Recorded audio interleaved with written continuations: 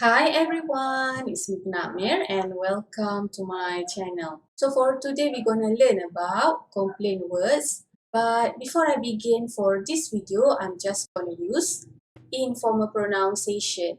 So for those of you who still not clear yet, what is informal pronunciation? Please watch my number 53 video which is about confusing pronunciation. So these days I really having difficulty to connect to internet.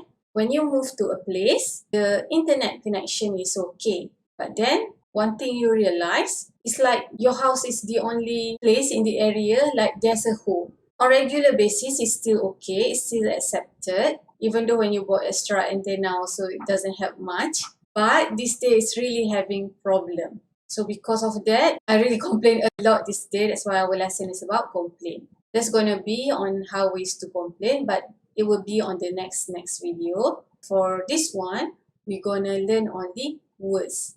So in Malay, it's common to say complain like in English, but we also have our own Malay words which you often hear a lot of time.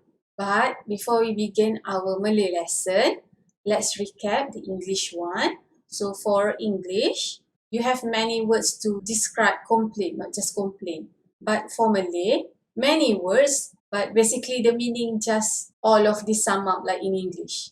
So we're going to take a look at the first one, complain. So complain basically express dissatisfaction or annoyance about something.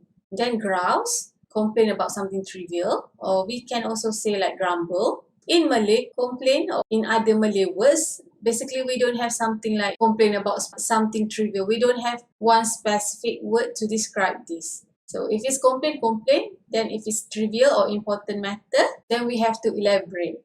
Anyway, the third one for English, grumble. Grumble basically complain about something in a bad-tempered way. Then you have mutter, you say something in a low or barely audible voice, especially in dissatisfaction or irritation. Then grouchy, irritable and bad-tempered, or you can say grumpy, or easy word is complaining. We're gonna start with the first one, merungut. Merungut. Merungut. So merungut from the root word rungut. Rungut. And is equals to, this is according to dictionary, okay? Bersungut. Bersungut. So bersungut, the root word here is sungut. And equivalence to, this is according to dictionary, berletih. Berletih. So root word here is letih. So for this one, you will find like this in the vocabulary. But anyway, reality is, it's not really like that. So merungut, bersungut, people will combine them in the same category, complain, and all of the above we already discussed. But berletih is not specifically referred to complain. Berletih is more like nagging. So berletih basically, if you look into it, it has the element of complaint, but maybe mostly like anger as well as dissatisfaction. Merungut, not necessarily angry, maybe frustration. Merungut, bersungut, I'll combine it together, but berletih, people use it in really different form. So merungut, bersungut, it can be directed to someone or not directed to someone, or maybe you just listen to it, somebody merungut, somebody complaining, or maybe that person also can complain alone. So there's people who is not satisfied of something, and when they alone, they mention about it. But berletih, normally there's a victim there. We take a look at the definition from the vocabulary. Bercakap panjang-panjang dengan tidak menentu tujuannya. Bercakap panjang-panjang dengan tidak menentu tujuannya. Bercakap panjang-panjang dengan tidak menentu tujuannya. So, bercakap panjang-panjang, panjang is long, bercakap is speak, so it's like endless talking dengan tidak menentu tujuannya. There's no specific aim. So, it's like pointless talking. So, this is according to dictionary. For this one, some examples I give you in the formal Malay and some in the speaking form only, colloquial. Anyway, we start with the first one. This is 1A. Jangan terlalu merungut, serba-serbi tidak cukup kerana di luar sana Terdapat ramai lagi yang hidup lebih susah daripada kita. This is formal Malay. I like to always, once in a while, or maybe quite often, included the formal Malay, even though it's a colloquial topic, because I want you to see and I want you to know that formal Malay is not that isolated, because some people here do speak in formal form. They choose certain words which is not really common to use it for everyday speaking. So some people really use it. So I like you to know, so you don't totally isolate it just because you want to speak Malay. There are people who speak formal Malay. We still use the informal pronunciation. Just certain words is really not that common to use for everyday conversation. But informal settings, not only informal settings, some people like to use the formal words because it reflects intelligence and it reflects manner as well. So that's why I include here. Jangan terlalu merungut, serba-serbi tidak cukup kerana di luar sana terdapat ramai lagi yang hidup lebih susah daripada kita. Jangan terlalu merungut, serba-serbi tidak cukup kerana di luar sana terdapat ramai lagi yang hidup lebih susah daripada kita. For speaking, hidup jangan terlalu merungut, serba-serbi tak cukup. Sebab kat luar sana tu ada ramai lagi yang lebih susah dari kita. Hidup jangan terlalu merungut, serba-serbi tak cukup. Sebab kat luar sana tu ada ramai lagi yang lebih susah dari kita. Hidup jangan terlalu merungut, serba-serbi tak cukup. Sebab kat luar sana tu ada ramai lagi yang lebih susah dari kita. So in English it means, in life we shouldn't complain everything is not enough because there's many people out there living harder life than us. We move on to the 1B. This is same formal as well as for speaking. Saya bukan merungut, saya hanya meluahkan perasaan. Saya bukan merungut, saya hanya meluahkan perasaan. Saya bukan merungut, saya hanya meluahkan perasaan. Or, if you really want to make it into really for speaking form, saya bukan merungut, saya luah perasaan je. Saya bukan merungut, saya cuma luah perasaan. That's also accepted. As you notice here, normally we tend to take the root word, even though the proper usage is with prefix. But for merungut, for speaking, you don't throw away the prefix, okay? I will have simplified lesson about this some other time. But for now, I want to say, not everything you need to use root word. Like this one, merungut, we really say merungut. Nobody will say rungut.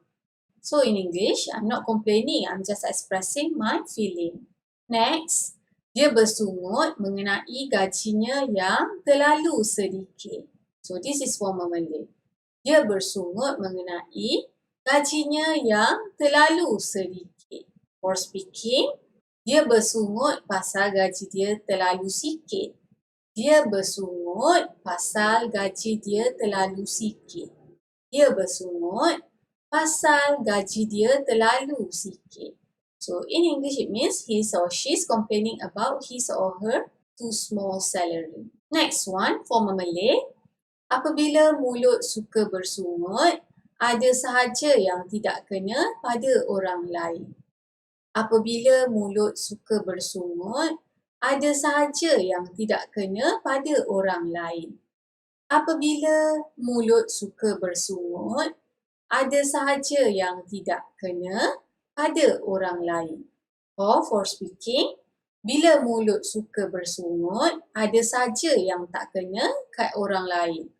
Bila mulut suka bersungut, ada saja yang tak kena kat orang lain.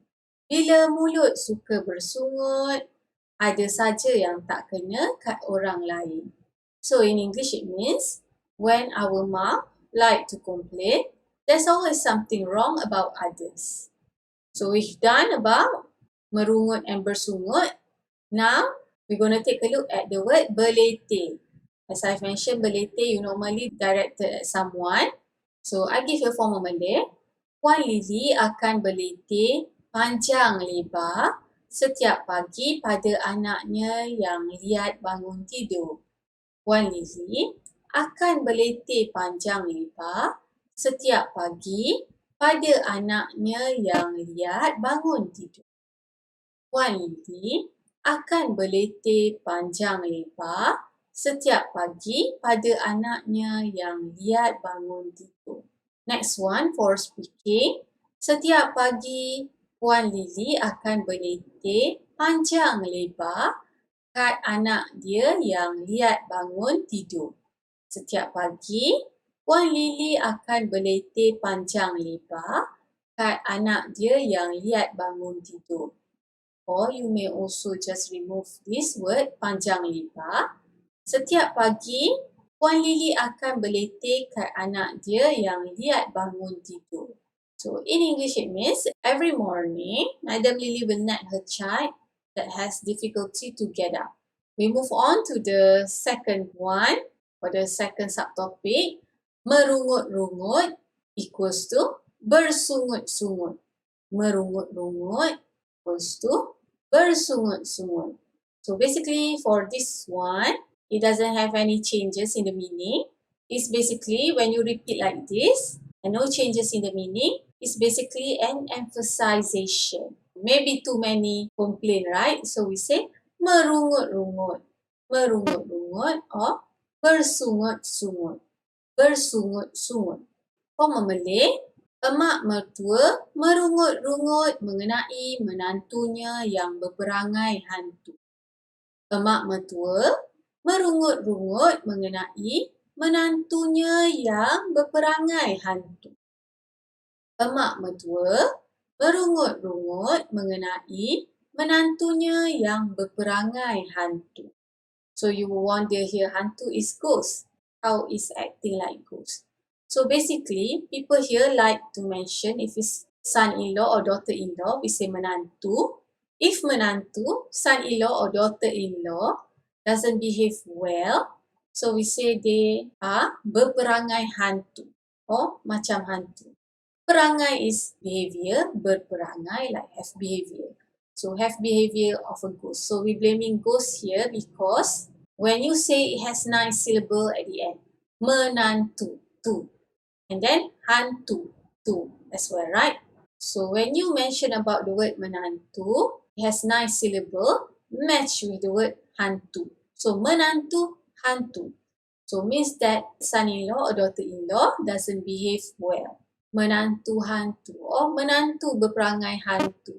When people mention to you, when they talk, they mention to you something like this, then you understand they're talking about bad attitude. Anyway, we take a look at the speaking part. Mak mertua merungut-rungut pasal menantunya or pasal menantu dia yang berperangai hantu. Mak mertua merungut-rungut pasal menantunya or menantu dia yang berperangai hantu. For the examples, as you notice, I don't include all at once, but actually merungut, bersungut, you can use in the same context, just I don't mention here because I want to give you more example. So, mak mertua, you can use bersungut-sungut pasal menantunya or pasal menantu dia yang berperangai hantu. In English, mother-in-law was complaining about her son or daughter-in-law that didn't behave well. Notice here the English part is in past tense. But for Malay, for Bahasa Melayu one, it's like in general. So for this one, please watch my present tense video or past tense video because I already elaborate there. Anyway, we move on to the next one, to be. This is for Malay. Ani makan makanan yang tidak sedap. Mulutnya tidak berhenti merungut-rungut. Ani makan makanan yang tidak sedap. Mulutnya tidak berhenti merungut-rungut. Ani makan makanan yang tidak sedap. Mulutnya tidak berhenti merungut-rungut. For speaking, Ani makan makanan yang tak sedap. Mulut dia tak berhenti merungut-rungut. Ani makan makanan yang tak sedap. Mulut dia tak berhenti merungut-rungut. Ani makan makanan yang tak sedap. Mulut dia tak berhenti merungut-rungut. So in English it means, Ani eats unsavory food, her mouth non-stop complaining. We move on to the next example for this subtopic. This is for Malay. Ayah melarang Ali menonton televisyen. Ali bersungut-sungut kerana tidak berpuas hati. Ayah melarang Ali menonton televisyen. Ali bersungut-sungut kerana tidak berpuas hati. Ayah melarang Ali menonton televisyen. Ali bersungut-sungut kerana tidak berpuas hati. For speaking, ayah larang Ali tengok TV. Ali bersungut-sungut tak puas hati. Ayah larang Ali tengok TV. Ali bersungut-sungut tak puas hati. Ayah larang Ali tengok TV. Ali bersungut-sungut tak puas hati. So in English it means Ali's father forbade him from watching TV. Ali was complaining as he was disgruntled. Next example for this subtopic, this is speaking. Bila hati nak ikhlas kalau asyik bersungut-sungut?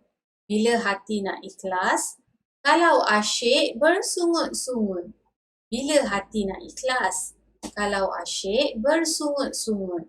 So in English it means, when will the hearts be sincere? Or when will our hearts be sincere if we always complaining? Next one, the word mengadu. Mengadu. So the root word here is adu. Adu. So we don't say adu, we say mengadu. Mengadu. So we take a look at the first meaning of mengadu. Telling someone something to get sympathy or help or etc. Or maybe you confide to tell the private thoughts. So that is mengadu for the first meaning. The second meaning, telling someone something to make others look bad or express displeasure. So for this one, it depends. It's not necessarily you have bad heart because you say something bad to make others look bad. Sometimes the situation is you just cannot avoid it because somebody really behaved bad and of course you're going to tell the truth. It's not necessarily about making others look bad, but maybe you want to help your friend from being cheated by this person. So you basically wanted to avoid some convenient circumstance. So it all depends. So please don't always associate this with the negative connotation. Mengadu can be in positive as well as in negative. It depends on the situation. So I give an example for first one for this subtopic. Lily anak yatim piatu. Dia tak ada tempat nak mengadu. Lily anak yatim piatu. Dia tak ada tempat nak mengadu. Lily anak yatim piatu. Dia tak ada tempat nak mengadu. So in English it means Lily is an orphan, she has no one to confide. Next example, orang zaman sekarang ni selalu mengadu panas. Diorang tak sedar, diorang lah punca dunia ni panas. Orang zaman sekarang ni selalu mengadu panas. Diorang tak sedar, diorang lah punca dunia ni panas. Orang zaman sekarang ni selalu mengadu panas. Diorang tak sedar, dioranglah punca dunia ni panas. So in English it means people nowadays always complaining about hot weather. They don't realize they are the one who caused this word to become hot. We move on to another subtopic, mengomen. Mengomen. So the root word here is comment. Comment. So basically you add the prefix meng, you remove k. Mengomen. Okay. So mengomen means memberi komen. Memberi komen, give comment or give opinion or remark. So if you say the word memberi comment, it's normally like can be neutral one. But if you mention the word mengomen alone, many people will associate this word with the negative one. So basically when people mention mengomen, the word on its own alone, then basically it's about negative connotation. We're going to take a look at this one. This is speaking example. Semua isu dia nak mengomen. Padahal dia pun buat benda yang sama. Semua isu dia nak mengomen, padahal dia pun buat benda yang sama. Semua isu dia nak mengomen, padahal dia pun buat benda yang sama. So in English it means all issues he or she wants to make comment, whereas in reality he or she did the same. So normally for this one you can guess it actually has negative connotation in that. Normally people don't like if you say something but you don't walk the talk. So that's why people mention something like this. And then this is how you trying to justify yourself. This is another example. This is also for speaking. Saya bukan nak mengomen, saya cuma nak kongsi pendapat. Saya bukan nak mengomen, saya cuma nak kongsi pendapat. Saya bukan nak mengomen, saya cuma nak kongsi pendapat. Remember, mengomen memberi komen. It can be neutral. But for this one, saya bukan nak mengomen. So this person not trying to make a bad comment. Just want to share opinion. That's why I said to you, if you mention the word mengomen alone, many people will associate it with a negative one. It's not that I want to make comment. I just want to share my opinion. So if you notice here in the English example, you cannot see much the meaning behind it. Like you won't see the meaning like how we see it when we use the Malay word. Next one, mengomel. Mengomel. So mengomel is nagging or complain or grumble or mutter or speechify, whatever you want to say. And if you look at the dictionary, it mentions there like it's equal also to berletih. And it equals also to the word mencomel. However, in reality, we don't really associate mengomel with berletih that much. We more associate mengomel with bersungut or merungut. And in reality also, nobody will say the word mencomel for berletih, nagging. Normally we use the word comel on its own, just to mention the word Q. I just mentioned here so you know, but you don't have to use it. I give here speaking example. Isteri dia mengomel hari-hari pasal perangai dia yang suka melepak kat kedai. Isteri dia mengomel hari-hari pasal perangai dia yang suka melepak kat kedai.